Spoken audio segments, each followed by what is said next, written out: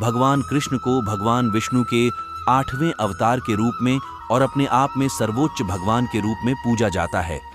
वह करुणा, कोमलता, प्रेम के देवता हैं और भारतीय देवताओं में सबसे लोकप्रिय और व्यापक रूप से पूजनीय हैं।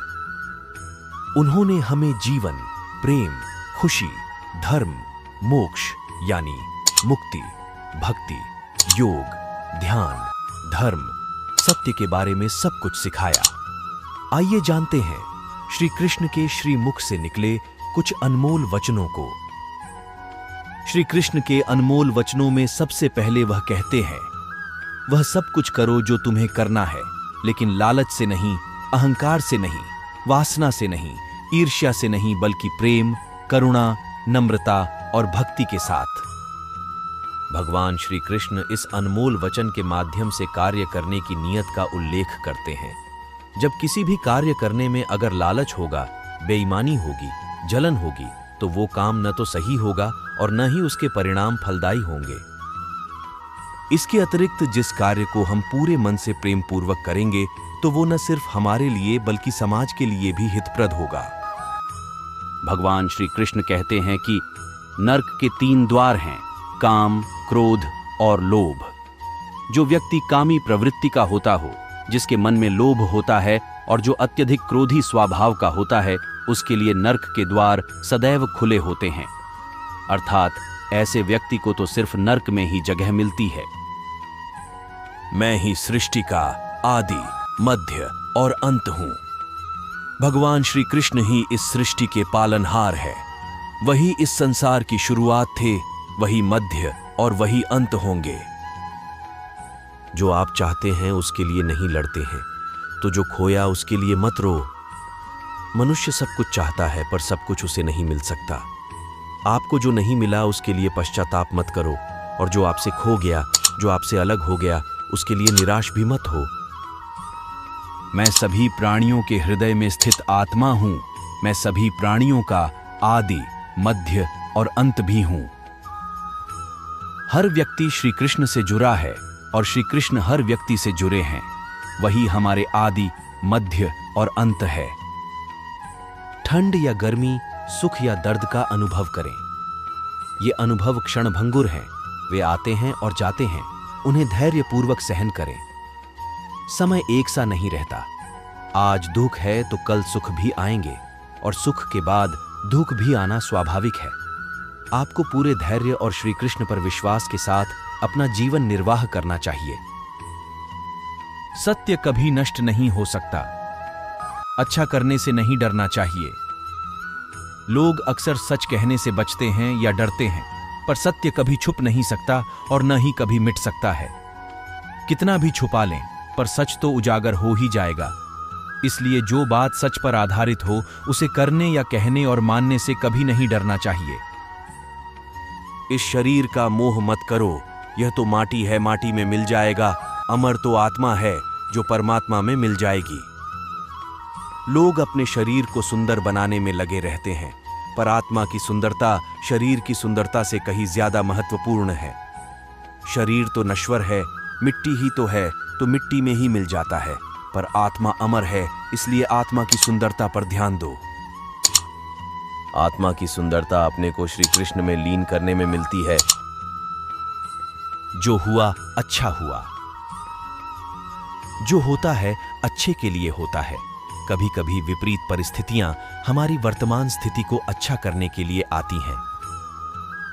मन चंचल है, इसे और संयमित करना कठिन है, लेकिन यह अभ्यास से वश में हो जाता है। मन चंचल होता है, यह इधर उधर भागता है और किसी भी कार्य की एकाग्रता का दुश्मन है। लेकिन यदि यह व्यक्ति के वश में हो जाए तो इससे अच्छा कोई मित्र नहीं है। मन को एकाग्र करना जरूरी है, बस थोड़े से प्रयास और अभ्यास की जरूरत है। मेरे लिए न कोई घृणित है और न ही कोई प्रिय, न कोई निर्धन है और न ही कोई धनी। बस जो भक्ति भाव के साथ मुझे याद करते हैं, मैं उनका हूं और वो मेरे। श्री कृष्ण उन्हीं के हैं जो श्री कृष्ण के हैं। भगवान तो बस प्रेम, भक्ति के भूखे हैं।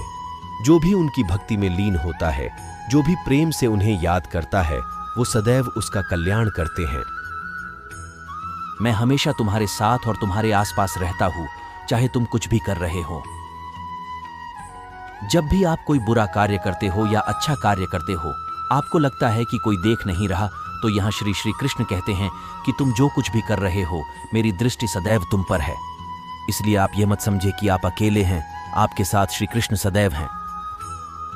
जो कुछ हुआ अच्छे के लिए हुआ, जो हो रहा है अच्छे के लिए हो रहा है, जो होगा वह भी अच्छे के लिए ही होगा। तो सकारात्मक रहो और अपना कर्म करो। आप वही हैं जिसमें आप विश्वास करते हैं, आप वह बन जाते हैं जो आप मानते हैं कि आप बन सकते हैं। हमारी सफलता और असफलता इस बात पर निर्भर करती है कि हम खुद पर कितना विश्वास करते हैं। व्यक्ति जो चाहे बन सकता है, यदि पूरे विश्वास के साथ अपने लक्ष्य पर लगातार चलता रहे। जिस इंसान के चारों तरफ नकारात्मक लोग रहते हैं, उस इंसान का मंजिल से भटक जाना तय है। कहते हैं, मन के हारे हार है और मन के जीते जीत। जिस प्रकार सकारात्मक विचारों से सफलता मिलती है, उसी प्रकार नकारात्मक विचार असफलता के मार्ग की ओर अग्रसर करते हैं। क्योंकि जैसा हम सोचते हैं, वैसे ही हम बनते जाते हैं और अपने विचारों के माध्यम से ही हमें नकारात्मक और सकारात्मक परिणाम मिलते हैं। अपने अनिवार्य कर्तव्य का पालन करें, क्योंकि क्रिया वास्तव में निष्क्रियता से बेहतर है। मनुष्य ही एक ऐसा प्राणी है जो कर्म करता है, इसलिए कर्म करना प्रत्येक व्यक्ति का धर्म भी है। कर्म यानी कार्य करने वाला व्यक्ति है, कर्मवीर कहलाता है। इसीलिए कार्य करते रहना खाली बैठे रहने से हमेशा बेहतर होता है। जहां भी सभी मनुष्यों के स्वामी कृष्ण हैं और जहां अर्जुन सर्वोच्च धनुर्धर हैं, वहां भी निश्चित रूप से ऐश्वर्य, विजय, असाधारण शक्ति और नैतिकता होगी। श्री कृष्ण विष्णु जी के 8वें अवतार, जगत के पालनहार और धनुर्धनों में श्रेष्ठ अर्जुन जहां होते हैं, वहां निश्चित ही विजय, असाधारण शक्ति और नैतिकता होती है। समय हमेशा चलता रहता है, कभी रुकता नहीं। यदि आज बुरा समय है तो कल अच्छा होगा। इसलिए आप बिना किसी स्वार्थ के सिर्फ कर्म कीजिए, फल समय खुद देगा। न तो समय रुकता है और न ही एक सा रहता है। बुरा समय हो या अच्छा समय बदलता जरूर है।